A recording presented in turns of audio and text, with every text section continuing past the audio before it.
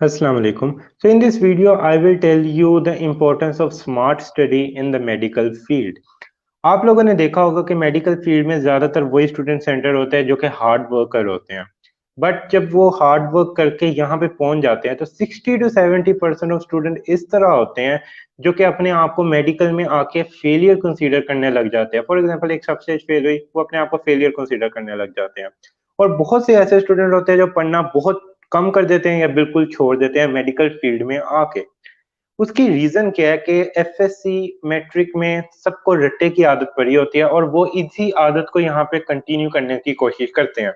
और जब वो इसी आदत को कंटिन्यू करने की कोशिश करते हैं सेम माइंडसेट के साथ मेडिकल फील्ड को लेके चलते हैं जो कि उनका एफएससी में था, तो वो ग्रेजुअली आहिस्ता आहिस्ता अपने आप को तबाही की तरफ लेके जा रहे होते हैं। हमेशा याद रखें, एफएससी और जो मैट्रिक थी वो डिफरेंट बॉल गेम थी। फॉर एग्जांपल अगर एफएससी मैट्रिक आप लोगों की टेस्ट क्रिकेट थी, तो आपका जो ये है एमबीबीएस है, ये वाइट बॉल क्रिकेट है। फॉर एग्जांपल ये 50-50 ओडीआई मैच है। तो आपको इधर डिफरेंट स्ट्रेटेजी के साथ खेलना पड़ता है। आप इसमें हर चीज को याद नहीं कर सकते, आप इसमें हर चीज का रट्टा नहीं मार सकते।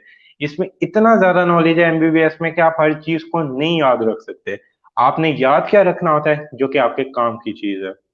मेडिकल फील्ड में बहुत से स्टूडेंट आते हैं और वो कहते हैं हम बहुत पढ़ते थे बट हमारे मार्क्स नहीं आते। अब उनके मार्क्स क्यों नहीं आते? बिकॉज वो कभी राइट डायरेक्शन में वर्क ही नहीं करते। जब तक आपको अपनी डायरेक्शन नहीं पता, जब तक आपको अपना गोल नहीं पता, आप कभी भी उसको अचीव नहीं कर सकते। सबसे पहले तो आपको होती है, आपने डिटरमिन करनी होती है आपकी डायरेक्शन, राइट डायरेक्शन क्या है। अब मैं बताता हूँ कामयाब कौन होते हैं। एक तो स्टूडेंट होते हैं जो सिर्फ डीप लर्नर होते हैं, वो बड़ी बड़ी बुक्स पढ़ते हैं, हर चीज को रट्टा मारने की कोशिश करते हैं। वो होते हैं डीप लर्नर्स। और वो पूरा साल उसी स्ट्रेटेजी को लेके चलते हैं। जब फाइनल प्रॉफ आता है तो उनके पास इतना टाइम नहीं होता कि हर चीज को दोबारा से बड़ी बुक से रिवाइज किया जा सके। और वो फिर पैनिक हो जाते हैं और एट द एंड वो बहुत से लोगों से कम मार्क्स ले पाते हैं जिन्होंने बहुत कम पढ़ा था, उनसे भी उनके कम मार्क्स होते हैं, क्योंकि वो उन्होंने कोई स्ट्रेटेजी सोची नहीं थी, उन्होंने स्मार्टली खेला ही नहीं था। एक वो तरह स्टूडेंट होते हैं जो सिर्फ पास्ट पेपर पढ़ के चल जाते हैं और इंपॉर्टेंट इंपॉर्टेंट चीजें कर लेते हैं, आखिरी 3 महीने अपनी एफर्ट पूरी लगा देते हैं और वो काफी बेहतर परफॉर्म कर जाते हैं। बहुत अच्छा नहीं बट नॉर्मल परफॉर्म कर जाते हैं। इवन जिन्होंने सिर्फ डीप लर्निंग पे फोकस किया था वो उनके बराबर करते हैं। डीप लर्निंग वालों को सिर्फ ये फायदा जरूर होगा, जब वो आगे फील्ड में जाएंगे तो उनको चीज आती होगी, लेकिन उनको डिफरेंस नहीं पता होगा कि इंपॉर्टेंट क्या था क्या अनइम्पोर्टेंट क्या था। अब मैं आता हूँ उन लोगों की तरफ जो कि सबसे ज्यादा मेडिकल फील्ड में कामयाब होते हैं, जो कि डीप लर्निंग और स्मार्ट स्टडी को साथ लेके चलते हैं। इनको साथ लेके चलने का क्या तरीका होता है? आपके पास साल में 12 महीने हैं। 12 महीने में से आप 7 महीने जो कॉलेज के होते हैं, जिसमें आप लोगों की कोई छुट्टियां नहीं होती, कॉलेज की असेसमेंट हो रही होती है, आप उसको लेके चलो डीप लर्निंग में। आप उसमें अच्छी बुक्स पढ़ो, हर चीज तब भी रट्टा नहीं मारनी। हमेशा याद रखो, सबसे पहले तो इंपॉर्टेंट चीज एक्सट्रैक्ट करो। वो किस तरह एक्सट्रैक्ट कर सकते हो?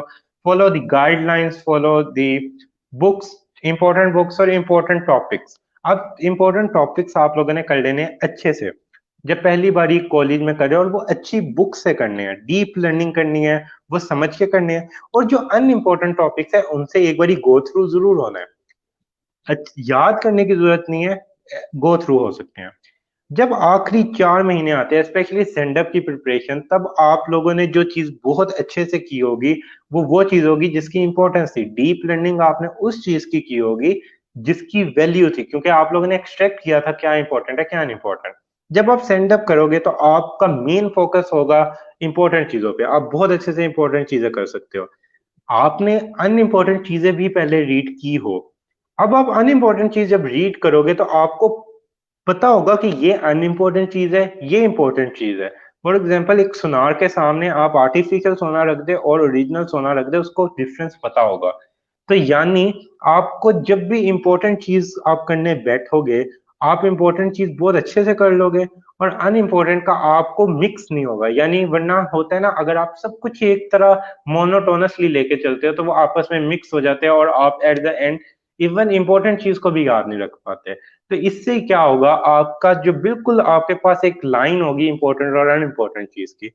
इंपॉर्टेंट चीज आपने कर ली रिवाइज, अनइम्पोर्टेंट चीज जब आप पढ़ने आएंगे तब आप उस पर आप फोकस कर सकते हैं। अब आपको वो मिक्स नहीं होगी इंपॉर्टेंट चीज में और आप वो अच्छे से ग्रैस्प कर सकते हैं। आखिरी 3 से 4 महीने मेडिकल फील्ड में बहुत ज्यादा इंपॉर्टेंस रखते हैं, बिकॉज मेडिकल में बहुत ज्यादा कोर्स होता है। जिसने बहुत पहले स्टडी किया उसको वो याद नहीं रहता, बट जो आखिरी महीनों में बहुत अच्छा पढ़ता है उसको बहुत ज्यादा फायदा होता है और वो काफी स्टूडेंट से बहुत ज्यादा बेहतर भी होता है। उसकी रीजन क्या होती है? क्योंकि आखिरी जो हमारे पास महीने होते हैं उसमें आप लोग फोकस से पढ़ते हो। सबसे पहली बात, फोकस उसमें बहुत ज्यादा होता है बिकॉज आप लोग को पता होता है नाउ एग्जाम इज अहेड, अब आप लोग के सामने एग्जाम आने वाला है। फिर आप उसमें जब भी पढ़ रहे होते हो तो आपको इंपॉर्टेंट चीज पहले से पता होती है। अब जिसने तो डीप लर्निंग पूरा साल की हुई थी, अब एंड पे आके वो स्मार्ट स्टडी की तरफ आएगा। आखिरी 3 महीने वो बहुत अच्छे से पास पेपर सारे अच्छे से करेगा, इंपॉर्टेंट क्वेश्चन सारे अच्छे से करेगा। उसके बाद एमसीक्यूज अच्छी बुक्स से करेगा। फॉर एग्जांपल ऐसी बुक्स जिनके एंड पे एक्सप्लेनेशन होती है और हमेशा क्लिनिकल एमसीक्यू सॉल्व करें। बिकॉज मेडिकल फील्ड में आपने से किसी ने रट्टा नहीं पूछना, आपके सामने पेशेंट ने किसी रट्टे वाली चीज के साथ प्रेजेंट नहीं करना, उसे क्लिनिकली प्रेजेंट करना है। जब आप किसी चीज को क्लिनिकली पढ़ते हो तो आप एक क्वेश्चन में से पांच पांच छह छह कॉन्सेप्ट ग्रैस्प कर सकते हो।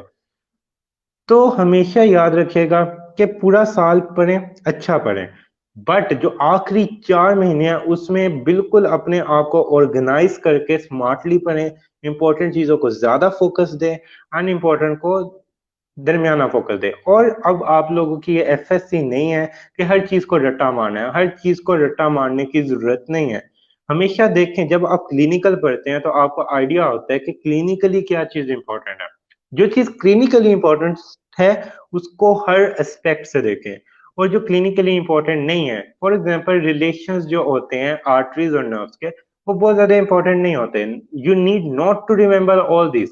बच्चे क्या करते हैं, वो सारी चीजों पे भी एनर्जी जाया करते हैं, रिलेशंस पे वो 50% एनर्जी उन रिलेशंस को याद करने में भी जाया करते हैं। जब एट द एंड आते हैं तो रिलेशंस को इंपॉर्टेंट चीजों के साथ मिक्स कर देते हैं और एंड पे बिल्कुल मेस क्रिएट हो जाता है। प्रोफ में अगर नंबर लेने हैं तो आपको बड़ी अच्छी स्टडी करनी पड़ती है एंड पे स्मार्टली। देखें रिलेशन में से मैक्सिमम अगर पूरे पेपर में आएगा 2 मार्क्स का सवाल आएगा, बट अगर आप मिक्स कर दोगे तो आप कम से कम उसको मिक्स करोगे 15 से 20 नंबर के सवाल के दरमियान में। तो आप लोग अंदाजा लगा सकते हो कि कितना ज्यादा डिफरेंस है। तो मेडिकल फील्ड में हमेशा याद रखिएगा बुक्स अच्छी पढ़ें, अच्छी पढ़ के उनसे एक्सट्रैक्ट करें जो डाटा आपके लिए इंपॉर्टेंट है।